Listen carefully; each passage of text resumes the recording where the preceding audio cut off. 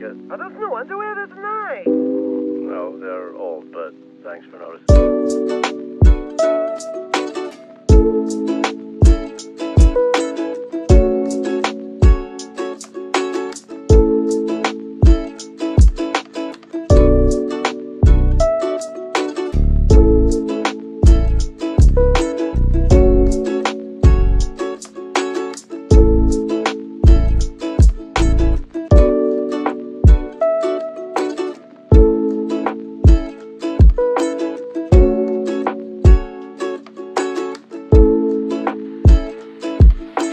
Bobs are once in a lifetime. I love that.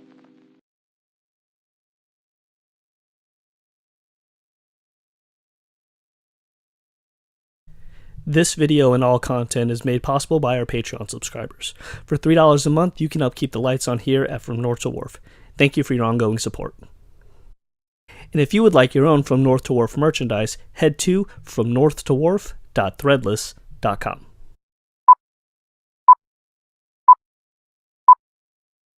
Does Hestia know you?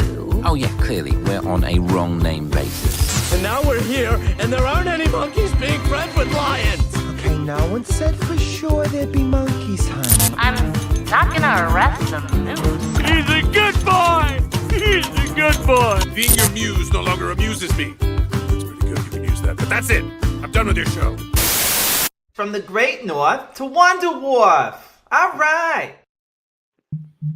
Hello, everybody, and welcome to a brand new episode of From the Great North to Wonder Wharf, your unofficial one-stop destination for bento box information. As always, I am Mike.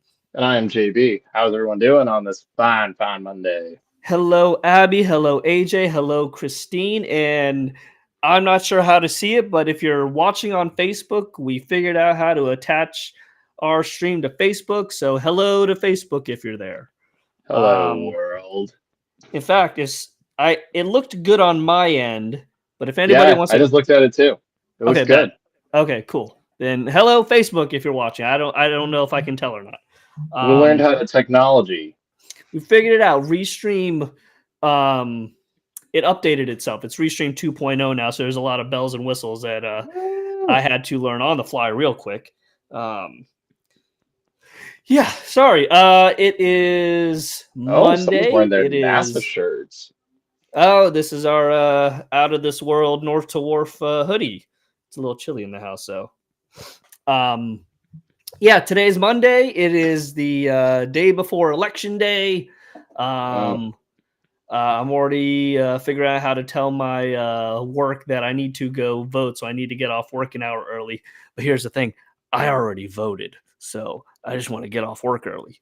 So that's my plan for tomorrow. Just trying to hunker in. Oh, God, yeah. But yeah, I did the mailing from home. I dropped off my ballot already, so I just want to get off work early. So I already voted early. So yes. we voted and waited in line for a half hour, but totally worth it. The line's an hour nuts. So oh, God, early voting is done. Me and my buddy, and a little election talk. We're not going to get into details because that's not what this is about. But me and my buddy had a fun discussion today. Curious as to, you know how like one person will vote for party A, the other person will vote for party B, essentially canceling out each other's votes, right? Yes. I wonder when it comes down to it, how many votes cancel out each other and how many votes actually determine who wins. You know what I'm saying? Yeah. Like if 1 million people vote and 500,001 vote for this person, for yada yada yada yada vote for that person. Literally, 2 votes make a difference now. That's why I tell everyone, vote matters. That's what I think. Yeah, regardless of, I mean, not regardless, but whoever you vote for, but at least vote. If not, yeah. It's your civic duty. Yes. I voted early on Saturday. I bet. Yeah, we got our mail-ins a while ago, but I had to do my research on a lot of the judges because I didn't know any of that stuff. Because I'm not that informed. So, but it's nice to know that come the end of this week, for better or worse, this will all be behind us. And stop getting these horrible text messages. I have blocked here. In fact, I will show I blocked. you. So the amount of numbers is insane. Let's see. Contacts. Please I don't know how stop to. asking. Yeah, I have had like you would scroll for like a couple minutes to see how many things I blocked. Weird episodes are the big discussion. Ooh. That's what we do. That's what we do here. We're gonna discuss do. the new episodes. For those of you who are here for the first time, I see there's quite a few people here that numbers wise that we're not normally used to seeing here. So 14, that's big for us. We are from the Great North to Wonder Wharf, your unofficial one-stop destination for bento box information. We discuss the latest news, rumors, rumblings, grumblings of the bento box entertainment world. We discuss the latest episodes. We share our opinions. Sometimes things become heated because people are wrong in the chat and they want to attack me. But that's why we're here. And we have 4 100%. episodes to discuss. No, 6 episodes Six. to discuss. Because we were not on last week. We were both sick. Yeah, oddly enough, we were both sick on the same day. You said you were just dripping like a faucet from allergies, and I had no voice. Yeah, if you go back and watch our interview with Joel Kuwahara, whenever JB talks, you might hear it. It's subtle, but it's like a Winnie the Pooh. Yeah, it's pretty sad. When you get excited, your voice normally goes higher up in general, but then now that you're losing your voice and it's going higher up, it's just even more funny. Yeah. What did you think of Bob's Burgers last week? It's funny. Yeah, so it was so bad. And Joel did like, what'd you say? And be like, oh boy, I'm gonna try again. It was so bad. That was a great interview. If you haven't seen it already, head to our YouTube page and sit down with Joel Kuwahara. Of course, is the co-founder of Bento Box Entertainment. He showed us some really cool behind-the-scenes videos of like their first table read with Neighbors from Hell. He showed us the original Bento Box logos, which I had never seen before, so that was really cool. And yeah, we could just hung out and chatted shop for a bit, and hopefully we can get him back on. You seemed very open to that idea. So. Let me see. This is my first present. Good job, Abby. Oh, that's right. That's right. You're 2019. Yeah. This has been your first one. So I assume you voted, Abby. Yeah, well, now we're all fucking old. Nick says you guys should do a tier ranking for the holiday Bob's Burgers episodes. Funny we mentioned that. We are. It's November, so now we're doing the Thanksgiving episodes. And if you need to understand the marathon and how to do that, check out our Instagram page. We have a nice little graphic that shows you in order all the Thanksgiving episodes up to this point. Yeah, and not breaking news for anybody, but news to some of us who may not know, there is no Thanksgiving episode yet for this season, and I don't think there will be. I don't believe so. You feel like Lauren would have mentioned that when he mentioned Halloween and Christmas. And for what it's worth, and we'll get into this year's Halloween episode was not really a Halloween episode. No, it was just a spooky episode. Yeah. Are we doing Thanksgiving trivia? I would assume I think we could try to fit that in, but we haven't discussed it, mainly because we have something really big coming up this Wednesday that we have to get past, because this is a busy week. This thing we have coming up on Wednesday, I think safe to say, is easily top 2 biggest, most intricate, complicated things we've done North Wharf wise. Yeah. I would say so.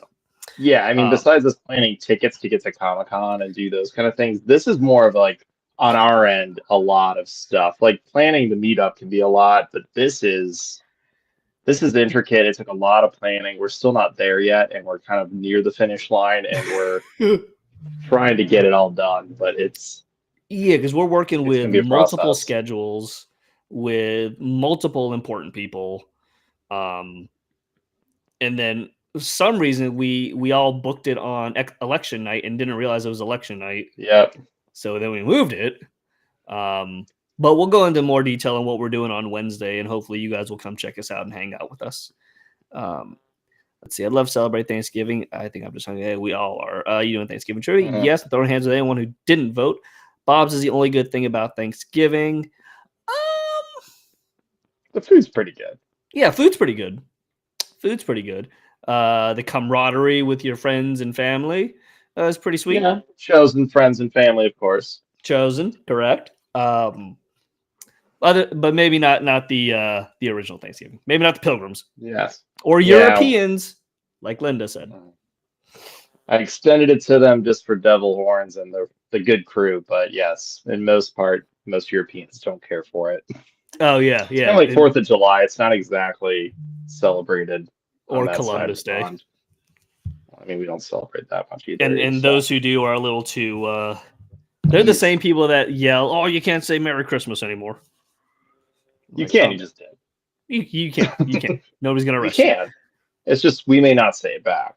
We might say Happy Holidays instead. Yeah. Just get over yourself. It's not the only holiday going on. Damn, I've already watched and taken notes for all but the first 3 episodes. Oh, then you got plenty of time. Yeah, you got time. Plenty of time. Don't worry. When we have Bob's trivia, as long as you're following us on Instagram, you'll know exactly what we're doing it. Yeah. We won't be shy. Usually the week of, we usually pin it to our Instagram, so it'll be one of the first 3 things you see. So you'll know. Yeah. Abby says, I don't like food or camaraderie. Abby, I don't know what to do with you then.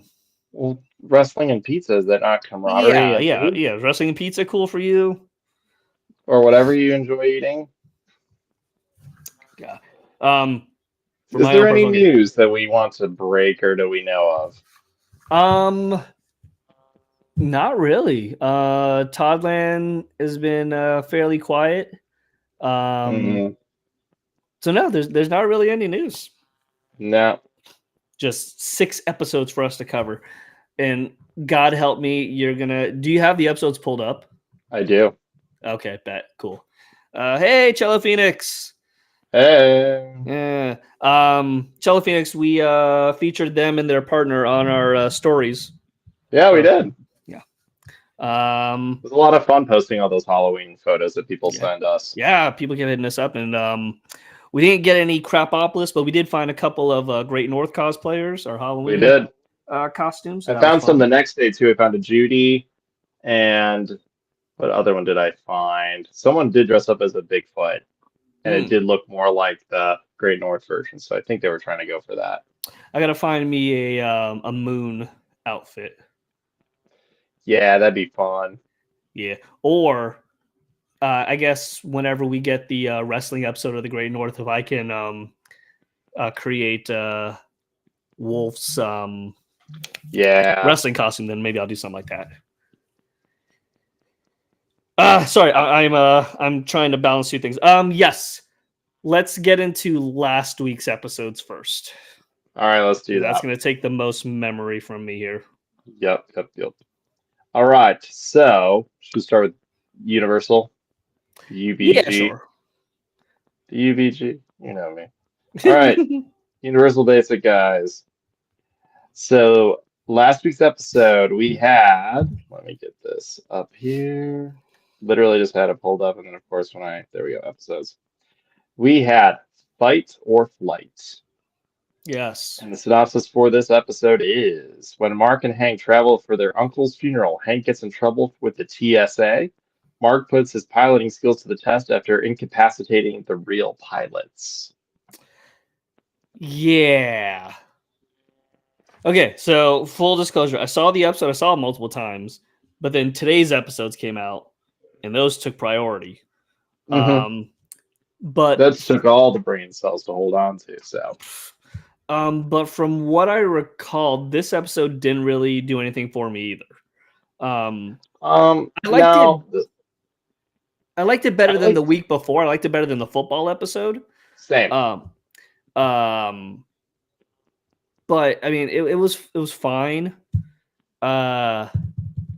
It was fine. I like the TSA part where Hank's part, the hot dogs. Hank had the hot dogs. They were trying to figure out why he had like 800 hot dogs. And I liked Mark. I like Mark in this episode. They were making fun of Airplane. Yeah. And they were making jokes about like security, and it seemed like everyone's seen the videos of the passengers on planes like putting their seats back, throwing their hair back. kind of taking advantage of other people's not like ability to not be assertive and be like, hey, don't do that. So Tammy took that in her hands and took care of somebody for kind of being a Karen on the flight. But yeah, Mark basically likes to do flight simulator stuff and decided he was gonna try it out in a real plane. So it was a little bit of flight mixed with he brings up Sully. He brings up all kinds of references, and yeah, his signature move. Yeah, the barrel roll. The barrel roll to land, which wouldn't work. Physics-wise, crap. A, it wouldn't work, and B, he lands the plane upside down. So I don't know. It was fine. It was better than the football episode. For me, it was just kind of I don't know. It wasn't one of my favorite episodes, but it was like middle of the road for me. Yeah, it was fine. It was a good fill episode. It was nothing special. It had some good moments though, so I gave it that. I think the more that they rely on Del Vecchio from that Eagles episode, he's always he's trying to they're almost making him the Jimmy Pesto. Okay, and I don't find him as redeemable. Jimmy, in some respects, is a little more redeemable. He does nice things for Bob occasionally, even though it's back and forth with them. Like the yacht episode where he recommends him, even though he's he'll look good because Bob makes good food and he wants to get in the yacht club, but at the same time, he did something nice for Bob. Del Vecchio doesn't really do anything; he's just kind of a douche. So I think that doesn't help them at all. So I think this episode where Hank's just being kind of Hank, and I like that they brought him in to tell Mark how to do it and land the plane. I think it was just fine. Yeah, it's middle of the road. It's there, I suppose. Again, not bad. Let me ask you this. In our rating scale, it would just be basic. Yeah. Yeah. Let's see. Yeah, it makes you question, how did the plane not explode after doing a barrel roll? I'm playing, where's the physics of that? Cartoons don't do physics. At least not this one. I mean, if you watch Scavenger's Reign or something else, yeah, you're gonna get stuff in there, but this is like a Family Guy thing. How are they fighting on a plane with a chicken on top of a plane? You'd fly off, but it's Family Guy, so it works. Is it just me, or does the blonde wife remind you of the blonde secretary in Archer? The secretary? Yes. Yeah. Not so much the HR person, but not the secretary. The HR. It's the dolphin HR. Okay, I was gonna say Cheryl Tunt. Yeah, not so much. Cheryl, not as much. I find his wife to be more the dolphin HR girl. I forget her name right now. It might be actually Pam. I don't know. I know Cheryl Tunt. Cheryl is Amy Greer's character. Okay, and I know the HR lady plays Stupendous in Crapopolis. Yeah, I find Tammy, the wife, to be more like the HR. Yeah. Heavy hitter, punches people, wants to be in the mix. Yeah, Pam. That's what I thought her name was. Pam. Yeah, Pam Poovey, I think's her name. Whoever, I didn't look up names. It's okay. Yeah, Cheryl is the secretary. She's and then Pam is the HR person, which I think you're thinking of. Let me ask you this: how we're about halfway through with Universal Basic Guys now, as far as the season goes. What are your feelings on the show now, as opposed to before we even got episode 1? I don't hate it. I think we're at that same place where we were. Where it's I don't hate it. I think it's fine. Is it amazing, groundbreaking? No, but it's funny and it's good and it's humorous. There's moments where I'm just I can't believe we're doing this, but then they never take it to that weird place we've talked about where it gets too extreme. Agree. It plays it safe for the most part. Sorry, I also have our Facebook feed up on my phone. I'm trying to see where we are. What's the delay between the two? But yes,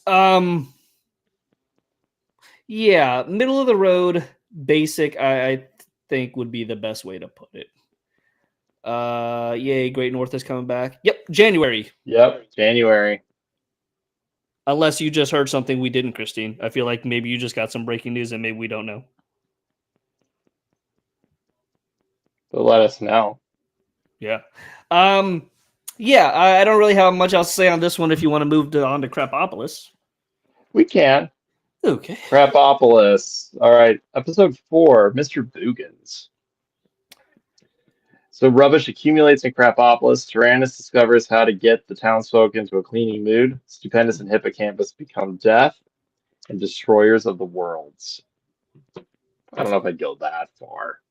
Yeah, based off that description, I don't. Pit. Based off that description, I don't remember the That's episode not the, No, that's not the episode.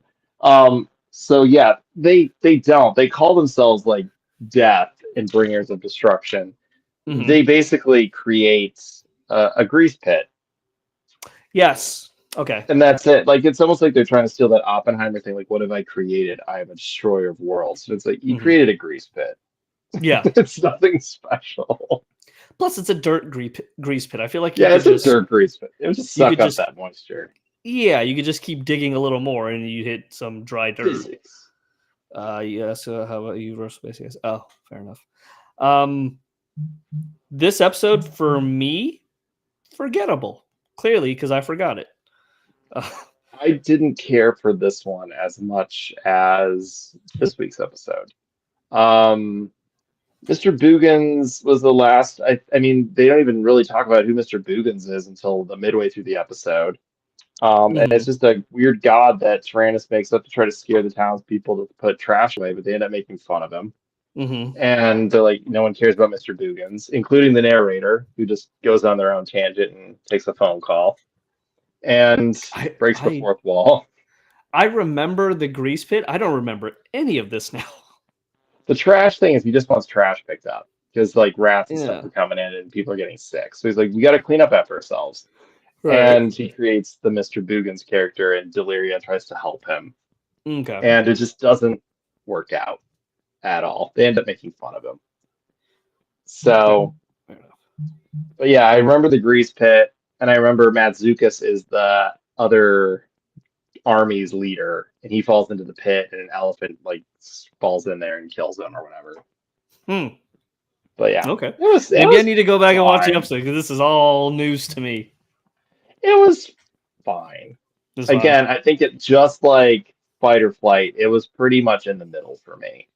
Almost teetering on the, like, as you kind of said, like, not really. It was almost forgettable in some respects. Okay. Yeah, unless you got more on this one, I'm kind of cool. I'm good with moving on because I actually prefer all of this week's episodes. Bob's was fine. Bob's, I think, was the redeemable of the three. And we'll talk about it in just a second. Yeah. But I do think this week's all three, I'm like, we're better. Yeah, I would agree. This week's animation domination was pretty good. I would really agree. Solid. But yeah, let's discuss the Halloween, non-Halloween episode of Bob's Burgers. For whom the doll toes. Yes, obviously a play on For Whom the Bell Tolls? The Bell Tolls, which either the book or Metallica. I'm going to go with the book. Uh-huh. I would too. All right. So, synopsis. This is only episode 4. Synopsis is, it is a mystery within a mystery as Louise stages a murder mystery in a creepy old dollhouse store for reasons that she has trouble explaining. Yeah. I would like to know people's thoughts about this one because I watched it with my wife and we both had similar feels about it, but at the same time, it was like, this seemed a little bit different than Bob's usually is. So that went in a direction that most people, I think, weren't expecting. Mm-hmm. And I think the message was good as like what my profession is. But at the same time, it was like also not what you would expect. And I think that threw people off a lot. Now, when I read this synopsis, I guess I interpreted it wrong because I took that to mean that Louise was doing the play and she herself couldn't even understand why she was doing it. Like some kind of force was pushing her to do it, not that she was just hiding a secret that she wanted to tell via the dolls. I felt like this was just a normal episode that they shoehorned in Halloween bit at the end. Yeah, as I just told Abby too, I think this really was an episode it could stood on its own. It didn't need a Halloween backdrop at all. Not at all. This could have been an episode. We could have changed the time to literally any other time in the season. Could have honestly been around Christmas or even Thanksgiving, and it would have been fine. I do like the message that it gave. I think it shows a lot of like where the kids are in their like lives and age-wise in school and what people are talking about.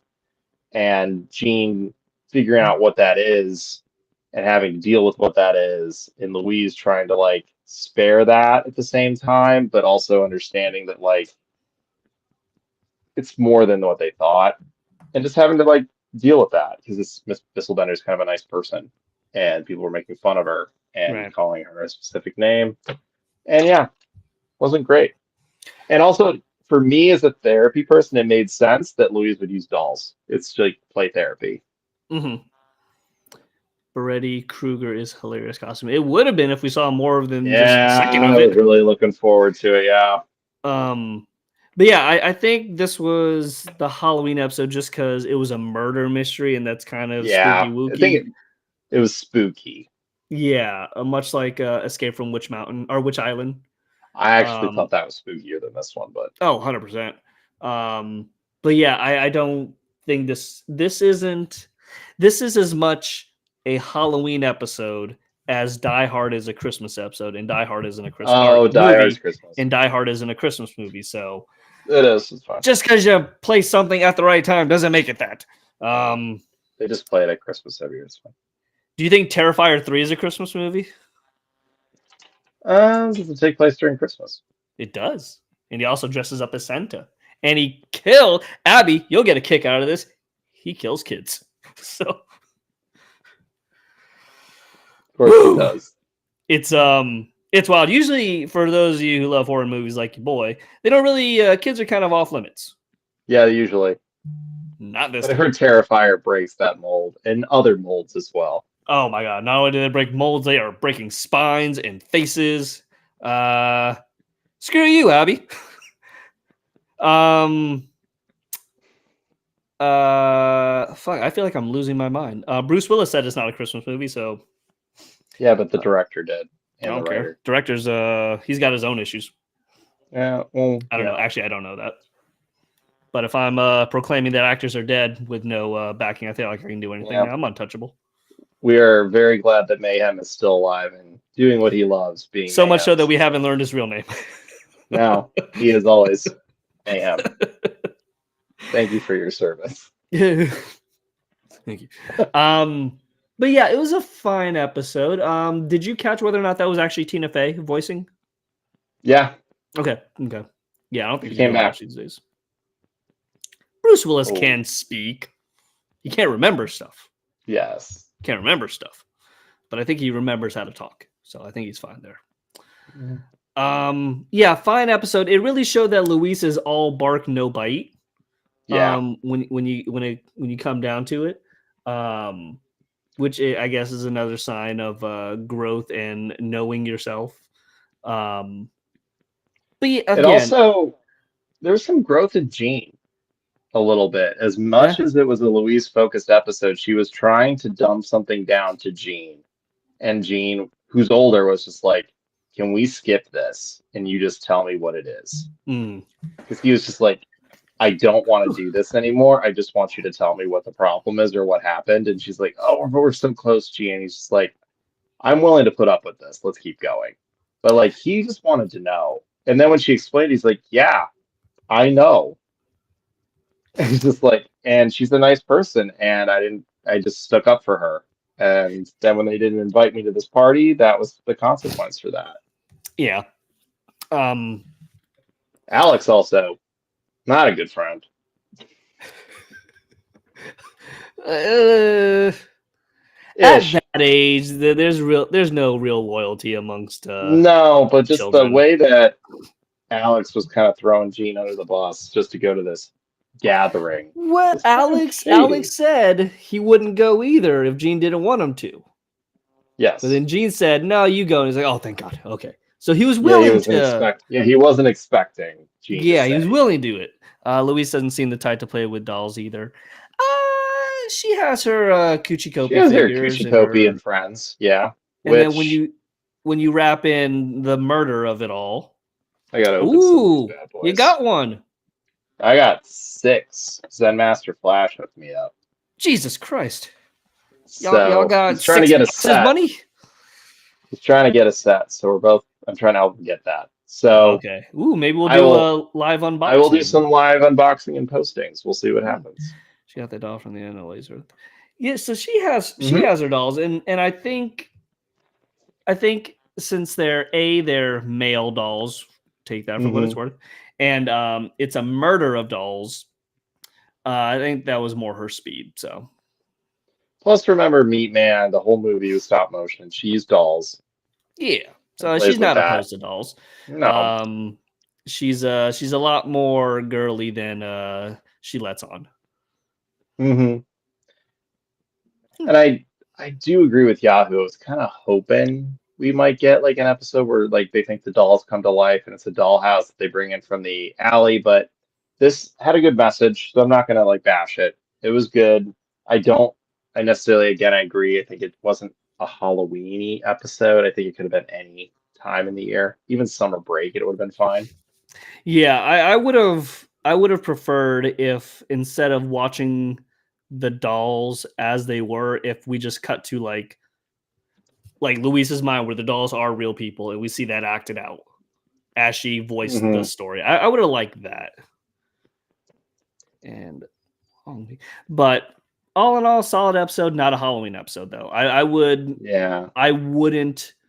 put this on our Halloween episode watch list. Much like Escape from Witch Island, I wouldn't, or the other one. Yeah, the zombie apocalypse. Just because they're spooky episodes, not Halloween episodes. I agree. And Cello, exactly. It's just that whole thing where she thinks Gene can't take care of himself. He's not old enough to handle himself. Gene's a sensitive boy, but Gene's old enough. And he gets it. I don't think it's... I think he just doesn't need to be protected. I think he's been so protected by Linda for so long that it's actually almost enabled him to not be an adult sometimes and to not be his age. So I think he's now coming to like into that mold where he has to. Never was alone. Finally was, and Ken helped him through it. But he did it. Understanding that Linda had to go to her like business meetings and he had to like be okay on his own. Like he resisted it a lot, but he could do it. Yeah, I think he needs to be challenged more. I don't think it was an instance of Louise not thinking that Gene could handle himself, but it was more of a standing up for your brother kind of thing. Not because he can't do it, but she because felt she couldn't. Yeah, she froze. And I think that's outside of her character, because usually she's the fighter, and then Gene actually was the fighter.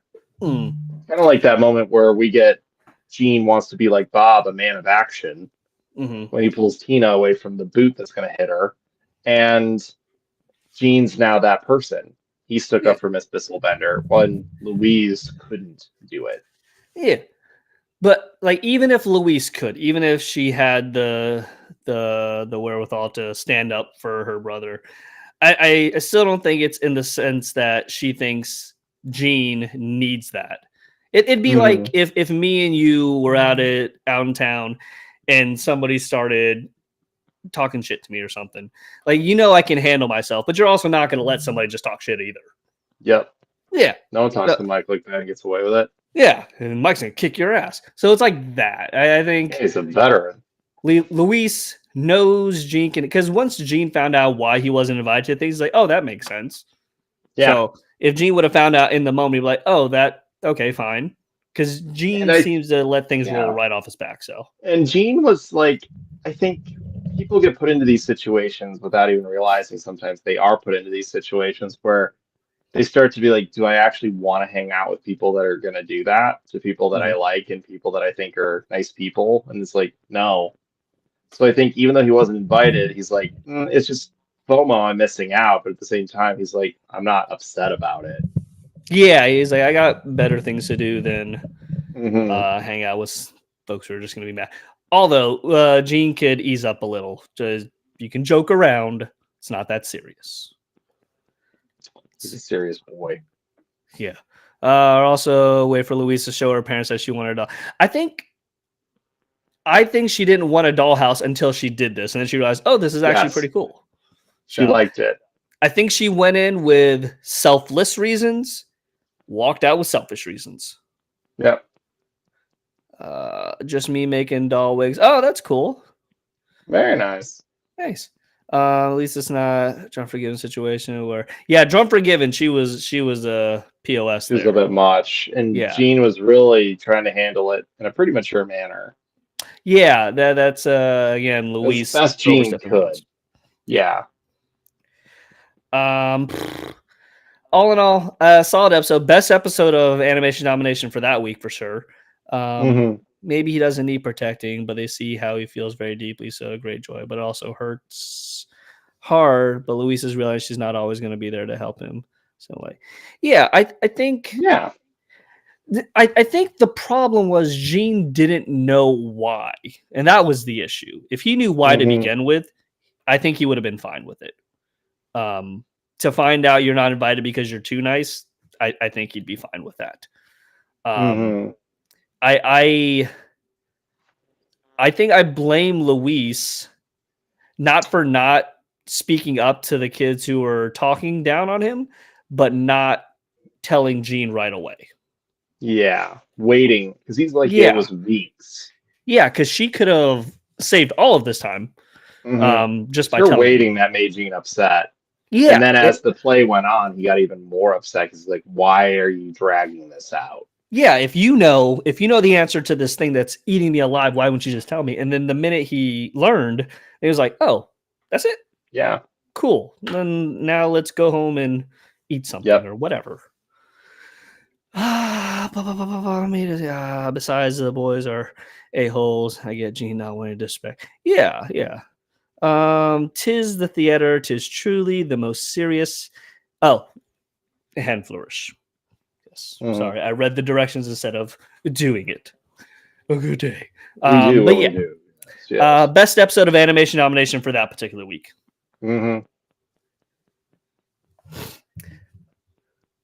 Both, I can say I'm not happy with, because again, with the drum machine, she went over top. Yeah, there she really stepped over the bounds.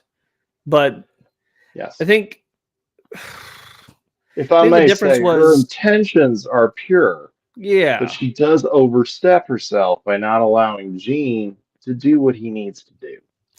Oh, also, we may have to retire the Dr. Phil impression. Yes. Yeah, we may have to. We may have to. Yeah, they have certain ideas that I disagree with a lot. Yeah. They're also just a clinical psychologist. They're not really a doctor. Yeah, he's not really a doctor. Yeah, he's not. But yeah, so... And it's not the same as like the argument like, well, a dentist is a doctor and a doctor's a doctor. Yeah, it's different, but yes, he's not a doctor. Yeah, no, it's like no, never mind. I'm not gonna. He's literally just Phil. Yeah, if you're good with that, I'm good to move on to this week. Let's do it. No, I mean, if he wasn't, we'll get into that another time. But yeah, if he wasn't who he was, I would definitely keep doing it. I may have to find another therapist instead to use, but I don't know still if there's do any my other therapy. famous ones. Yeah, well, no, there's like Brene Brown, but I'm not going to do that. So nobody knows who that is. Oh, she's incredible. How you could? Oh, I'm certain, but everybody knows Dr. Phil. Yeah, I know, and I'm not doing Dr. Oz. He's the same situation. Yeah. Let's go ahead and do Universal Basic Guys, the new episode. Okay. So we have the Poconos. Mark, Tammy, Hank, and Darren discover a magical board game. David seeks a solution to his writer's block. Pretty vague, but This episode had a lot going on, and I was for it. It was weird. It was fun. Yeah, I was here for it. This is essentially The Shining. Yes. They go up to a ski trip. The neighbor is having writer's block. I think he's trying to write a story for his little book group. In his original story, he writes from the point of view of a young African American female slave, if I remember correctly. Yes. And just because he did all the research. Told he should not be writing from that perspective. Just because you know all the facts and did the research probably doesn't mean you need to be writing from somebody else's perspective. And no better way to be told that than by a magical game where there is one in the game. And they just say, like, nope, you can't write that. It's not your story to tell. Yes.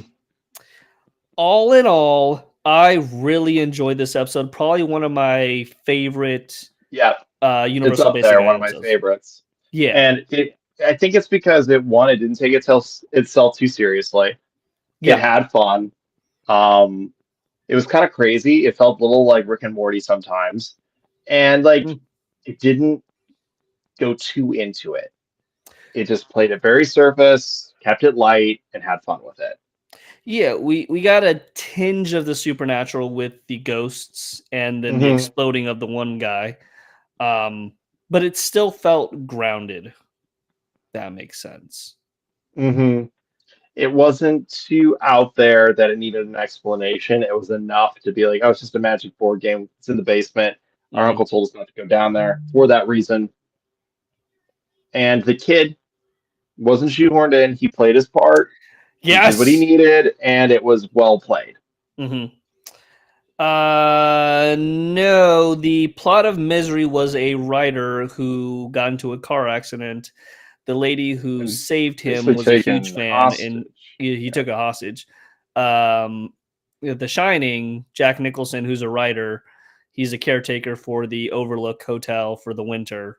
It has writer's block. Yeah, his writer's block is writing a story. So writing a story in The Shining, Misery, there was already a story written, but then there's she just didn't like the way it went, and she wanted him to change it. She wanted him to rewrite it. So, yeah. And he did just so he could kill her and get out of there because she was not going to let him leave, and she broke his legs. She did lots. Oh, did she break his legs? Yeah. Such a good movie. If you haven't seen Misery, go see Misery. Great movie. Kathy Bates again, who is currently playing Matlock. I don't know the premise of the new show. I don't know if she's Matlock or Matlock's granddaughter or wife or whatever. The reboot. Okay, so she's Matlock. Oh, I don't know. I'm just guessing. Oh, okay. They're rebooting everything, so it's like, yeah, sure. Oh, no, we didn't bring up Misery at all. And I think it's just one S. I think it's just one, yeah. Misery. Just one, Abby. Just one. That's right. And you may be a bad listener. You ain't a bad listener. You probably are. No. That was the nicest comment Mike can give you. Yeah. No. Yeah. No. Yeah. No. But no, this episode was fun. It was entertaining. It was good. I enjoyed this. If this is one they showed at Comic-Con, this would make sense why our friends were like, yeah, I like this show. Yeah. I don't recall seeing anything of this in the sizzle reel trailers that we've seen. But yeah, this easily in my top 3 Universal Basic Guy episodes so far. Yep. I liked it a lot. If they keep going this way, I think it'll be fine. I've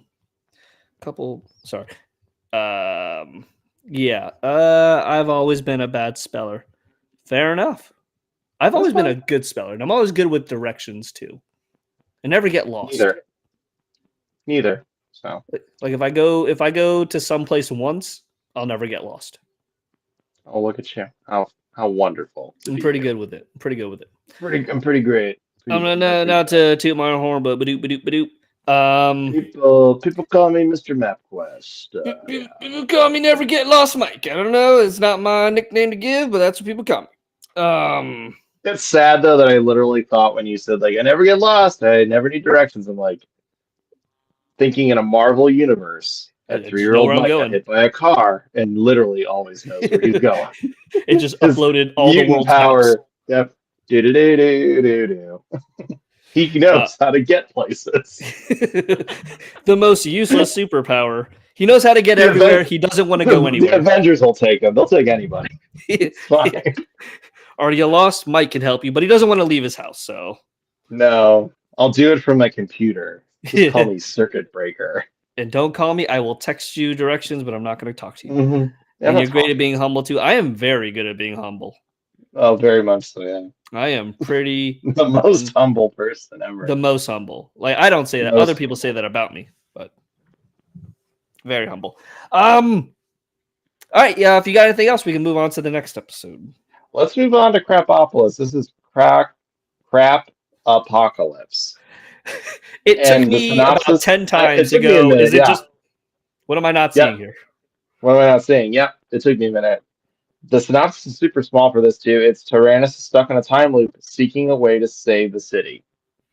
I dug this. This was fun. This was Memento and all kinds of different movies about time loops, and it was. I liked it.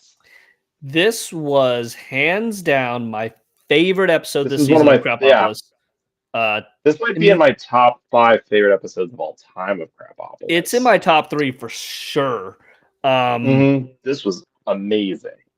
And what's weird is Tyrannus is the lead in this episode, and he's done well. Don't like him. No, but he played a human. He literally was just like humbled. It's like none of your talk, and they just skipped all of his rants. Literally, it's almost like they took a note from you and they like skip his rant. Yeah. We don't want to hear it. Yeah. And it made him more human, where it's like literally Kronos is like, you got to get over your shit. Mm-hmm. You can't control everything. You can't make everything perfect. I actually can take that away from you just like that. Just live in this moment, enjoy it, and figure out how to be the best version of yourself. I liked Kronos. I like him. He just felt like a brooding Jack Black, which I loved. Just sitting there, like strumming a guitar, singing weird songs, like riff. I'm so bad at directions. Got to do the L hand every time. Jesus Christ, Abby, left, right, left, right. It's something that comes with age. When you become 39, you'll learn your left and your rights too. Cello Phoenix, hey Abby, let's talk in the chat while they talk. What? No. Talk in the chat. But yeah, I really dug this episode. Like I said, not a huge fan of Tyrannus, but for him to take the lead in this episode and everybody kind of just what's her face? Oh, I guess they all realized that they were in a time loop, but they were in his time loop. And that was like Groundhog Day. He was literally re-explaining to everybody, like, hey, this is what's going on, until the point that he became assertive with his mom. And like with every character, he was just like, stop talking. This is what's happening. I have to learn as much as I can before this erupts so that I can redo this. He literally said he did it for 100 years just to get it right so that he saves everybody, even though he almost sacrifices himself for his dad. He's just like, I just did it because I'm a human. He's like, there's the lesson. You got it. Yeah. And it was just a simple misunderstanding, like, oh, it's not your fault. This is just like a congenital thing with you people. So yeah, just humans do weird shit like this. I guess I can't be mad at you if this is just what you do. So he's like, it's just a symptom. All right, we'll move on. And then he's like, I'll watch you guys for like 10,000 years and see what you do. You're pretty boring people. I love that he also compares this to dinosaurs. He's like, you're not as exciting. What the hell's a dinosaur? I told you, I don't know what those are. Offer me a spoon because I was going to a party holding a spoon in my right hand, and that's why it becomes. Hey, whatever helps you remember what it is, it's good on you. All right, Bob's Burgers. Yeah. Don't stop be cheesing. It's essentially. Let me get the synopsis for this one. This was a lot of fun. I really enjoyed this episode. Yeah, this was, and I mean, it's not a traditional Bob's Burgers episode. Like you would think, like, oh, this has to be this plot, this plot, this plot. It really moved well. So the synopsis is: Louise trains Tina to be the last student standing during a cheese throwing battle against other 8th graders. Bob and Teddy teach Linda how to successfully eavesdrop on customers' conversations without being caught. Well, let me turn that off there. Yeah, really, really enjoyed this episode. I didn't expect Tina's team to all get taken out right away. No, not at all. And he was the big cheese. I'm blanking on his name right now, but like, I know I you're was talking not about. expecting him.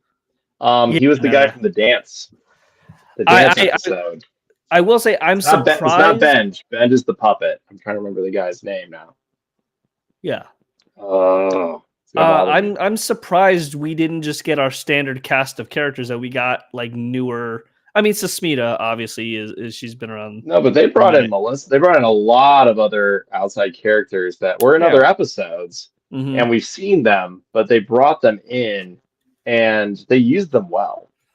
Yeah. Sam. Mm-hmm. So, yeah, I enjoyed Tina actually getting into it and kind of. Oh, hey, Aaron. What's up? Aaron filled in Sam. Yeah, it's Sam. Oh, thank you. And Aaron. Christine, you're gonna have to educate us on this Diary of a Wimpy Kid, because I think you brought it up earlier too with the cheese touch. What is that?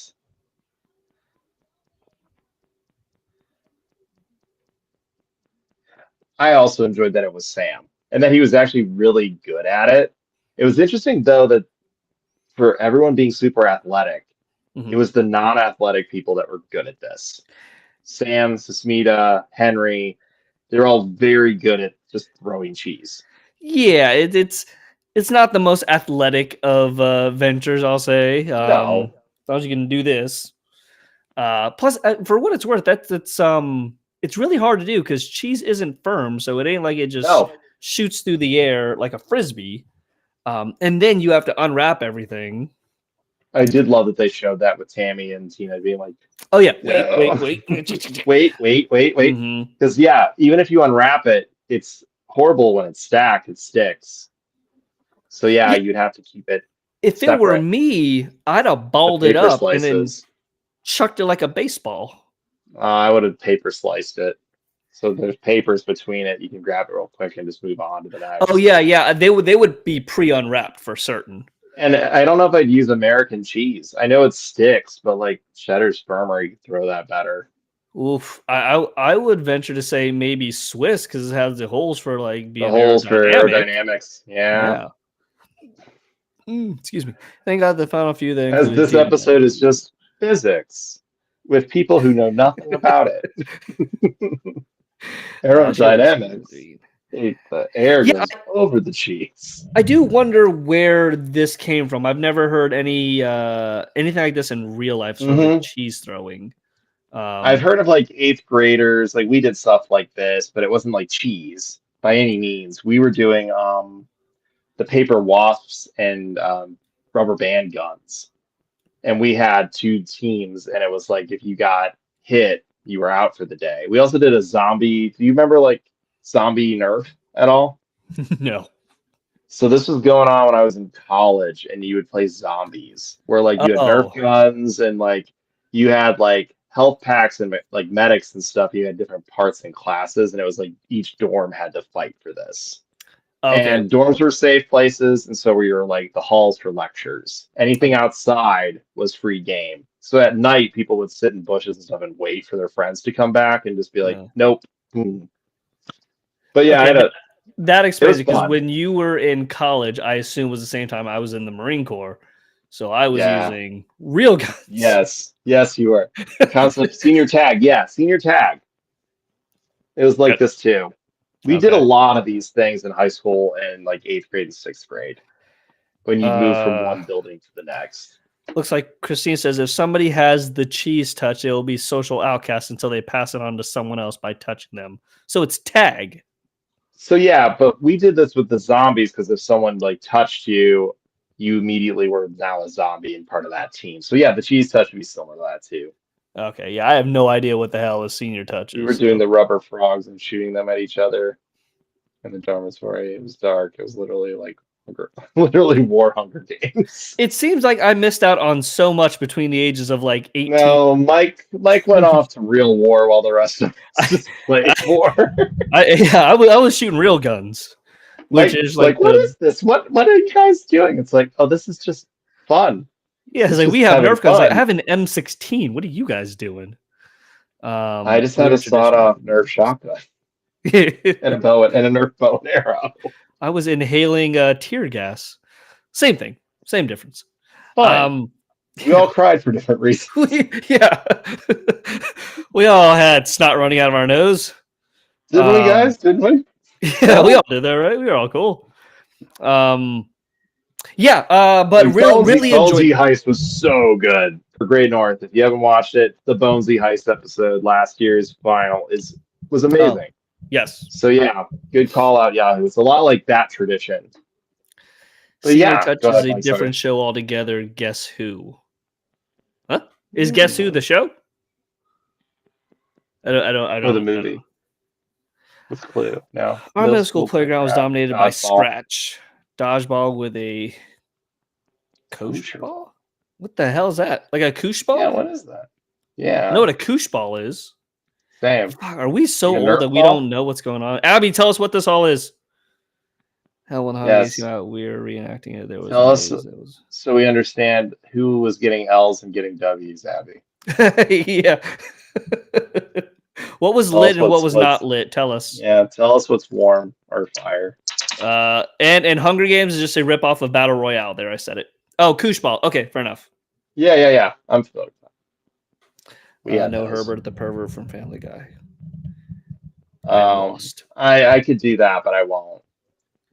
Oh. That would probably be less problematic than the other ones you got. Would it? Seriously? That's so bad. Yeah. I've got no idea. Oh, Abby, you are our bridge to all the cool stuff the kids are doing these days. You failed us. Mm-hmm.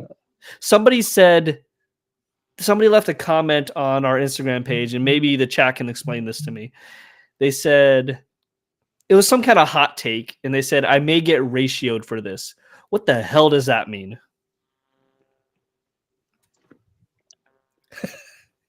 Anybody in chat can tell me what the hell ratio means. They might get, it sounds like they might get, I don't know, some bad vibe or hate for that. Yeah, it was some kind of hot take. It sounded like I didn't enjoy because it was during the Thanksgiving battles. It was like something like I didn't like either episode or something like that. I was like, I may get ratioed for this, and I have no idea. I know what doxing is, but I don't know what ratioed means. Yeah, we usually would say you'd get burned or torched for that. Oh, is that what it is? Just more updated? That's what I would say, but Micah kind of liked you, but Abby reigns. Mike, I kind of liked you, but we'll pray Abby reigns. All manage a dragon fire on you. Hunger Games is great in standalone series. It's essentially a Battle Royale ripoff. Battle Royale is really good too. Battle Royale is better too. Yeah, it's very good. When someone I'm fine with Hunger Games, but Battle Royale is. If you're gonna like Hunger Games, you gotta watch Battle Royale. Yeah, it's ridiculously good. Yeah, no, the Hunger Games series is great, but Battle Royale is better. When someone replies to you and they get ton more likes than the original post. They didn't, but that's fine. Oh, wait, but I'm trying to figure out what the ratio part of it all is. Like they're gonna split our ratio, like our likes and stuff. They're gonna take our likes from us.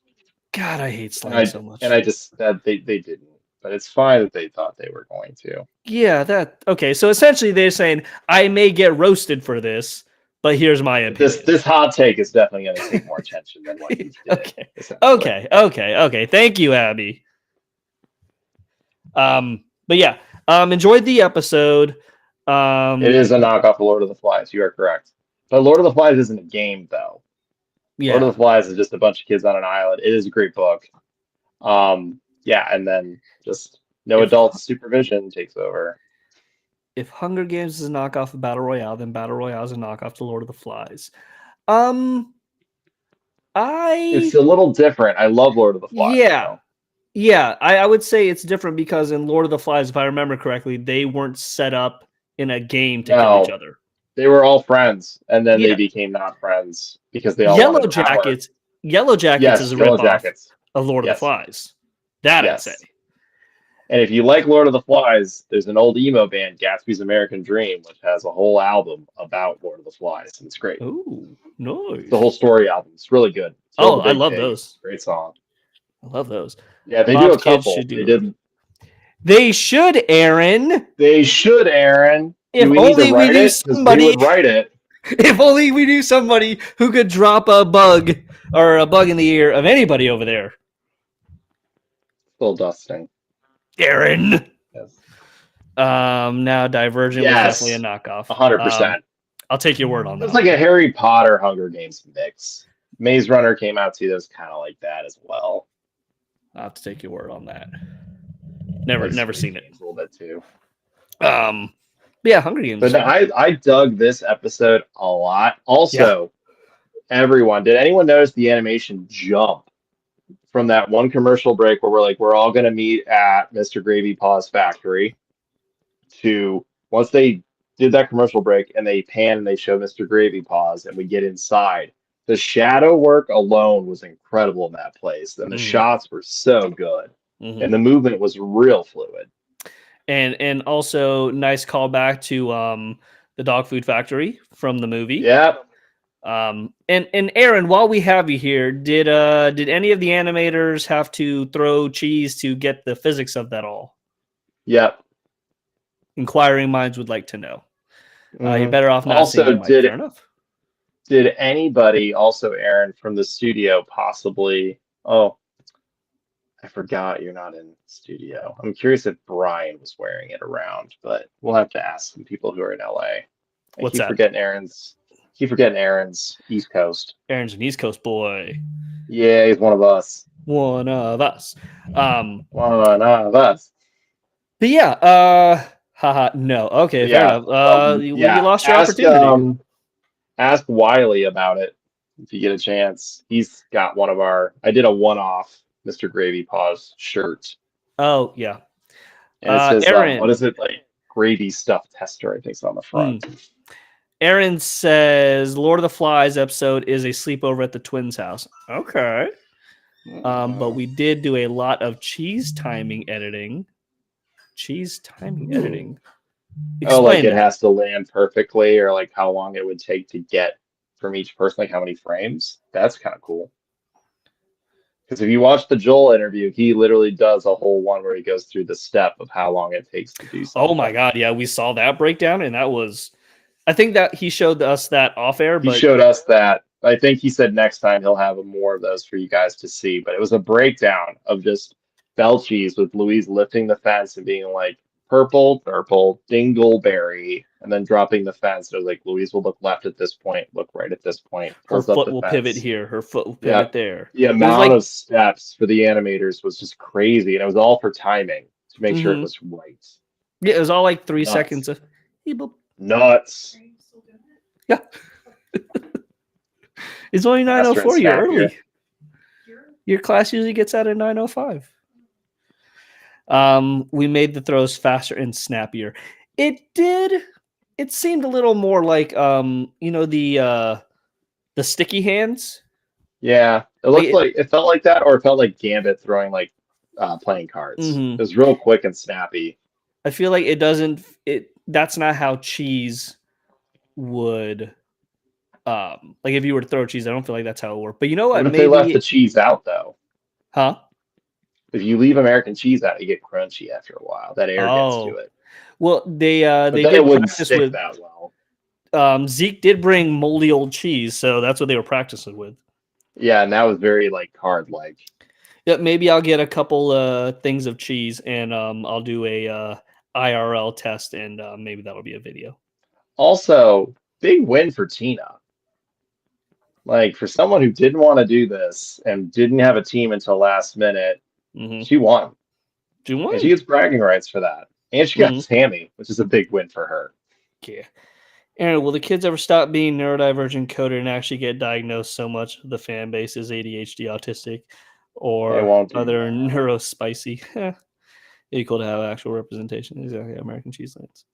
Agree for that, but I don't know if they'll ever actually do it, Aaron. I think leaving them the way they are allows us to have that and it not be just like in our face. Yeah, it would be like we know that like Bob is depressed. We know that like Teddy has PTSD and issues with like abandonment. But it's one of those unspoken things. They just won't label it though. We know Aunt Gail has a lot going on. Yeah. They just never diagnose it. I get the want for representation. Yeah, same. 100%. I don't think they want it to be.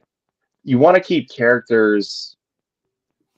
You want to keep them in a place where anyone can kind of attach to them and take what they want from them. Once you kind of put them into a certain like bracket or give them a certain thing, they become like, oh, it's just a character for just this group of people. And it takes away from us being all able to take. I agree it would be a huge win. I think we've been seeing it slowly with like I just brought up the puppet episode that he's disabled, that we actually get a character who's in a wheelchair. Like that's big. And we'll get little ones like that. And then maybe we might get a character who completely is identified as, but I think they're going to leave the Belchers undiagnosed. I could see them having a side character, like a one-off that's like, oh, I'm autistic. And like, oh, boom. Then we're past that. But I don't see how you could write the story where you would have to have something that would cause the child to be diagnosed or wanting to be diagnosed or tested, then them dealing with that, the family dealing with it, and then coming full circle to where it's like, okay, and we're good, all within like 22 minutes. Yeah, well, yeah, that's 100% true too. A lot of people don't get diagnosed till later in life anyway, or they just never do, and they're like, I just know it. I can take a test online, or I just know I am. Yeah, and like JB was saying, I think it's more fun for someone to see themselves represented on the TV without it being like spoon fed to you. To like, oh, okay, I know that person, I am that person, and if I'm autistic, clearly, I think they are. And like you might even in an interview hear cast and crew be like, yeah, they do some things. But they'll never openly say that's what it is. I mean, Eugene has been very open that he has ADHD. And it's just like, I play a kid who's definitely on that neurodivergent spectrum. And the perfect example of it, and I will, again, put us on a pedestal because we broke this. Marshmallow being a trans woman. Lauren said, oh, I just thought it was obvious this whole time. We didn't feel the need to actually say it. But yes, Marshmallow's a trans woman. So maybe that's exactly what's going on here. It's like, oh, we don't feel the need that we have to say this, but yeah. And like Aaron brought up a good point too. Like, yeah, Moon and Goldfink in The Great North, his teacher, have OCD. And they make it a whole thing to prove that like it's not TV OCD, it's different. And they actually go into more of like other symptoms of OCD, not just the I like to clean things or lock doors. So I think, as Mike said, like you got to make it a whole episode. It has to be a whole bit or a whole thing. And something like that, they probably would want to make it more than just a one-off episode, because it's going to affect the character moving forward from that point on. Because then you got like, how does it affect their school? How does it affect them with teachers? How does it affect them at home? How does it? You're fine, sweetheart. What does it relate to? Yeah, today it's fine. I mean, no one cares. No one cares. But yeah, stuff like that. I think it becomes bigger than what the show is, and it becomes more like now this affects a lot of things. Yeah, and then it's this person now has to wear that label. I agree, Aaron. It'd be rad, but I think leaving it open allows us to have these discussions. Yeah, because then once you talk about it, once you get the answer, you're like, oh, that's the answer. There's no wiggle from there. Yeah, that's why we don't see Ginger. That's why we definitely keep preaching like you don't need to shoehorn Lily and everything. Like, keeping it ambiguous allows us to create our own stories, our own narratives, our own thoughts and feelings about it, and allows us to expand on the characters instead of it being like, here, this is what they are. Eat it up. And It's for what it's better just worth, to I keep it mean, open. season 1, episode 1, we got the autism joke. It seems very random for the kids to make a joke about, unless. Well, I mean, I can't remember without seeing the episode, but did Bob follow up saying you're not autistic? Or did I he think not he said, even refute it? I need to check the line exactly. Yeah. There's scripts online, so I can check it. But I think he says you're not that kind of autistic, or maybe that's Gene who says that. Mm-hmm. But they do say something like that. All the AUD people. What's AUD? It's AUD. I'll let Toasty handle it, but yeah, I think it's, in my opinion, and I don't know my ass from my elbow when it comes to these kind of things. I clearly there's more than one character who's on the spectrum. Yeah, he says you're not autistic, Tina. Okay. Again, it could be and the Belchers don't seem like the type of family to have the kind of throwaway money to be taking their kids to go get tested for this kind of thing either. yeah, their insurance deductible is, as Mike put it, I think it's $6,000. $6,000, yeah. If you paid attention to our trivia, yes. Well, also even like if you look at like Aunt Gail, like she says she's on meds, they never tell you what meds. Then it's inferred that like she has a lot going on based on like her plays and what she does and how she acts. Like there's a lot of anxiety, there's a lot of trauma stuff, there's a lot of just unresolved bipolar stuff. Perhaps. And it's just who she is, and they love her regardless. They accept her. The kids even look up to her. So, and I think that said a lot too when we went into that episode when she's climbing the bridge and jumps off and does the whole thing where she's going to be, they're like, yeah, Gail's cool. And Linda literally has to be like, yeah, that's my sister. She's pretty cool. She does do a lot of stuff that I can't do because I'm afraid to do it, or I'm nervous about how people will respond. It's like, kind of like Linda takes on the role of Louise, and Jean is kind of what Aunt Gail's like sometimes, where it's just like, I can do things. Like, you don't need to baby me. I'm fine. Yeah, well, we've always said that Louise takes after Linda more than she likes to let on. Yeah. Just says autistic/ADHD. I don't say neurodiverse because it's illogical.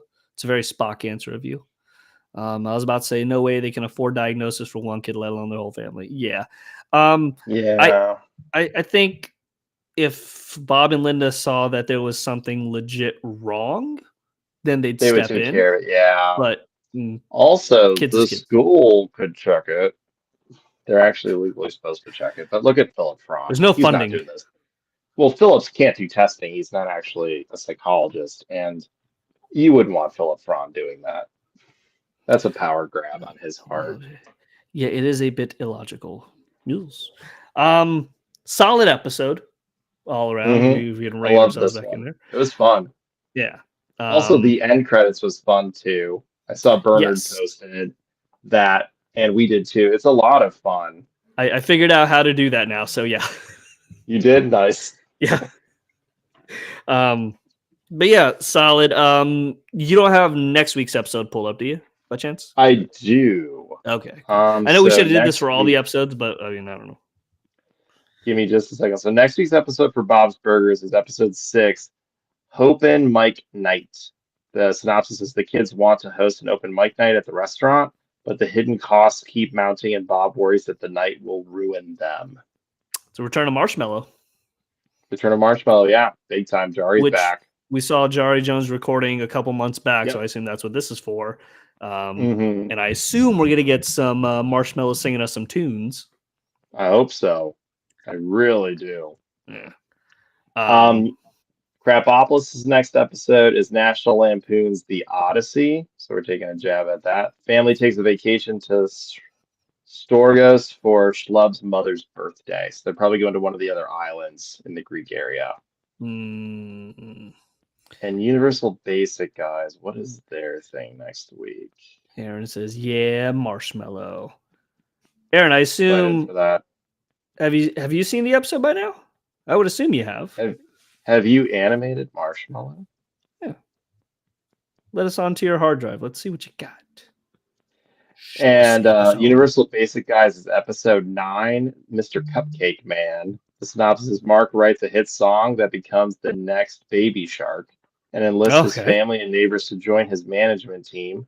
And David tries to capitalize on Mark's wake by resuscitating his old and out-of-touch climate change educational magic act.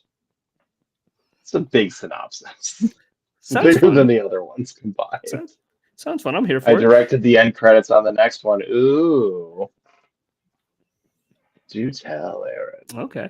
Maybe at another date and time. But... No spoilers, Aaron, but do the end credits involve more than just the Belchers in this one? Or is it just your traditional kitchen or one? Are they possibly in the kitchen dancing and Marshmallow is singing? Aaron, tell us. I know you I didn't know. animate any Marshmallow, unfortunately. Okay. Okay. But did you direct any Marshmallow? That's the question you got to ask right there. Yeah. That's the question. Did someone watch True Detective? You're not asking the right question. But yeah, those were the last 6 episodes. Last 2 weeks, we were sick last week. Sorry about that. Can't wait for next week's episodes. Should be good. But before we get, let's announce Wednesdays.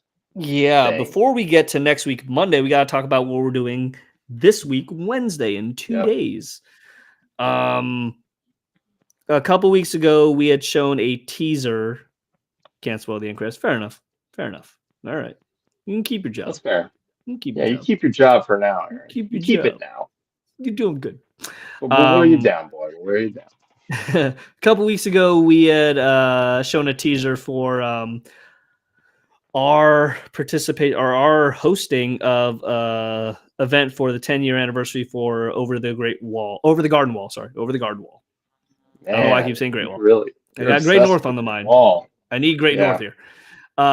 Wednesday, we are hosting, for North to Wharf is hosting the 10-year anniversary Over the Garden Wall panel. We'll have special guests. If you go to our Instagram page, in fact, I can just tell you who's going to be there. I got the list if you need it. Yeah, go right ahead. All right, so our guests for this Wednesday's panel include Amalia Lavari, Blasting Company. So we have one member of the Blasting Company. The other one will be headed to Dublin for a show, but we have one member coming, and I'm hoping they maybe play us some things. Carol Wyatt, German, Levion, they were also background and painters on the show. We have Miranda Dressler, who now works with Crapopolis and Bento, but did a lot of work as cleanup artist. Cleanup artist for the show. Nick Cross is coming on. He directed and helped work on the show in a lot of areas, so I'm excited for that. And also Stacy Renho's coming as well. Did a lot of work on the show. All of these people did a huge amount. The team was actually pretty small for the show. So, and from what a lot of them have said, they really haven't talked too much. They've been friends, but they really haven't talked about the show in quite a while. So they're all really excited to see each other and catch up and reminisce. So I think we're going to get a lot of good stories out of this. Yeah. Tons of good stories. A lot of people were willing to sit down with us. So this may be we may be doing multiple over the garden wall stuff. We'll have like a group A, group B, but we're working out all the logistics. A lot of folks want to talk about it. It's been interesting. Like we got these initial 8 people to say yes, and then they reached out to some of their friends, and other people saw it. And when we posted about it and put it on Reddit and things, other people from the show are now being like, I want to do this. I want to hang out with my friends and see them again. So we may have to do a second one. Yeah. Here's the thing. Restream only allows 10 camera feeds. So we're very limited in what we could do here. We probably should have led with that. Yes, we should have. Because we would have loved to have everybody. But what we'll try to do is probably have a second one at some point. Maybe Elijah Wood will answer our messages. Maybe. I messaged him and Christopher Lloyd. I would love to hear the Woodsman, but that's a big get. I guess I have to watch tomorrow. Yes, Marlena, please do. It's It's amazing. pretty easy too. It's only a little over an hour. It's like 80 minutes. You've watched the whole thing. I would say closer to 2.5. You got 10 episodes at like 20 minutes a clip. Some of them are like 11 though. Yeah, but really, and the really short was good. only 3 minutes long, and it was solid. So yeah. Yeah. Oh, speaking of, you haven't watched it yet, have you? I watched it. You bitch. Loved it. We're supposed to watch it on the live. Oh, we can watch it again. No. I don't even want to watch it now. I don't even watch it now. Don't even. Hold on. No, I'm going to go back to the text. I'm going to tell you exactly what you said. You said we would watch it on the live. So I sat and I waited and I waited and I waited.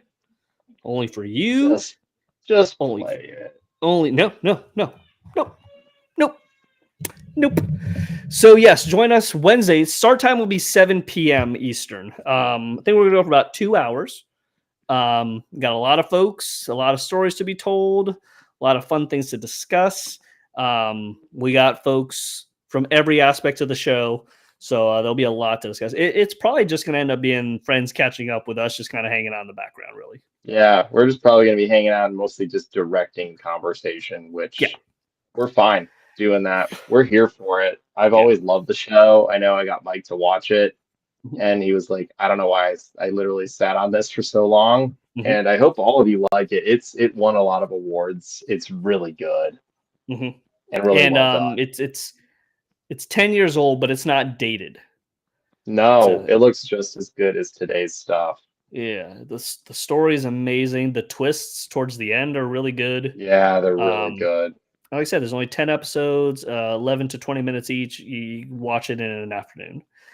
So you're going to do. Marlena held on. Oh, hey, Marlena, we can.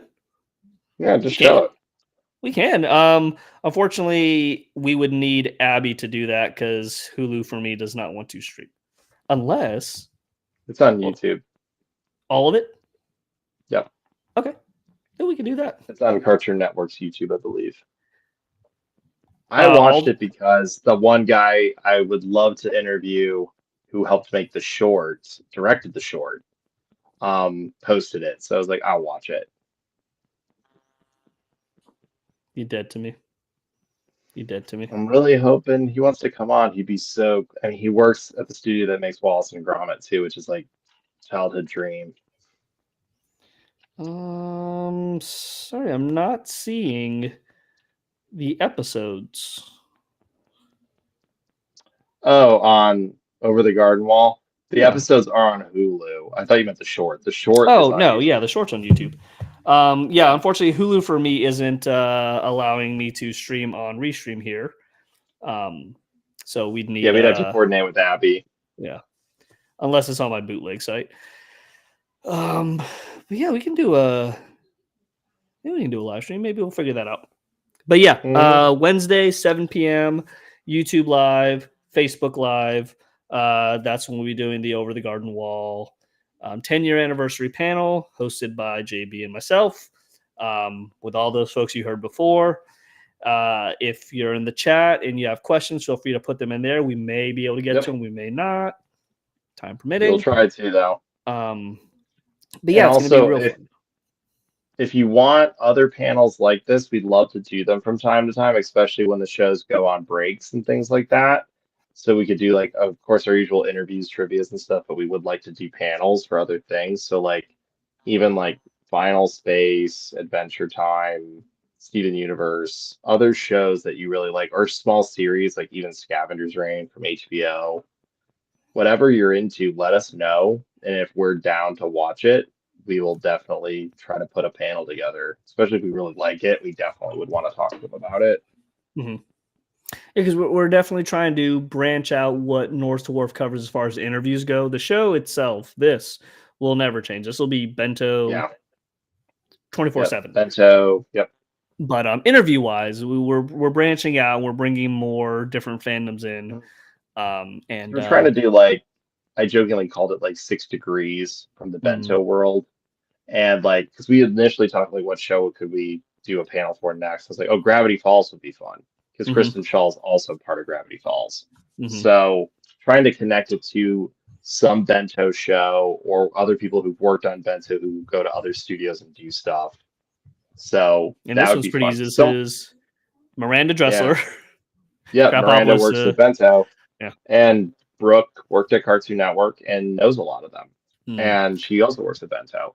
So it's also Tom Herpich, who worked on Over the Garden Wall, worked for Bob's for a couple of years. So there's the animation world's small enough, but it is quite interesting how that's all connected. Yeah, everybody kind of knows everybody. Yeah. So that's another idea we had, is to kind of branch and do other little shows, just as small panels, just to like have you guys meet people, hear stories, and have fun. Yeah. Can't promise we're gonna get the voice actors. Those are a little harder to come by, but they're harder. But people who worked on the show, who helped out, who made the shows you love, is kind of our goal, is to get you to connect and hear their stories and hear how that came about, how the show start, how did it happen. Yeah, but this is really hard to put together. Kudos to JB for putting all this together. Gravity Falls is definitely one, Abby, we would definitely be into doing. Oh, I've watched it, and especially with the new book as well, Book of Bill, it'd be fun to do. So, 100%. Maybe that'll be the thing we tackle after Over the Garden Wall. Yeah, we'll see what we can do next. Slow down. Yeah, we'll try to do one like maybe every other month. We'll try, because then scheduling becomes the thing. So we got to get them time. What else? A little housekeeping for North to Wharf. We have Thanksgiving merchandise coming out in about a week, give or take. Yeah, probably 7 to 10 business days from right now. All of that will come out at once. I might tease maybe on Fan Art Friday this week the back of like the shirt, the thing with our logo, just for funsies, just so you guys can see it. But yeah, this should be fun. They are all Thanksgiving related. Yeah, it'll be good. Should be fun, like our Halloween, but same fun. Yeah. And those will all be released at once. So in the event that you want to get multiples, you don't have to do multiple orders. Save yourself shipping, and that's how we'll be doing our merchandise going forward, is everything released at once. Because Halloween, while great that we sold a handful of shirts, felt bad because a person had to pay shipping for every single one. So we felt a little bad about that. Yeah. So we're trying to get them out. Trying to get them out at one time. Yeah, so you can have them in time for the actual holidays. And for those of you who have ordered shirts from us, we've seen the photos. Thank you very much. Yes, we really keep sending them in. We'll keep posting them. Yeah, it warms our cold, dead hearts to see designs that we painstakingly worked over out there in the world, and people are enjoying them. So,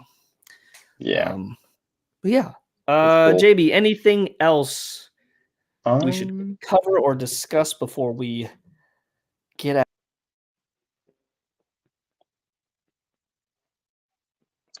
Well, did we lose Mike, or did I lose? Oh, I don't know what the hell happened there. Yeah, I was like, did I lose Mike or did you lose Mike? Okay. No, that was me. I think we're good. Yeah, I don't think there's much else going on. Okay. But yeah, we'll hope to see you all on Wednesday. So we go once more over the garden wall. This has been From the Great North to Wonder Wharf, your unofficial one-stop destination for bento box information. As always, I am Mike. I'm JB. It's kind of fun being on the left-hand side. Just saying. And we will see you Wednesday. And if not Wednesday, we'll see you Monday. Good night, everybody. Yeah. See you guys.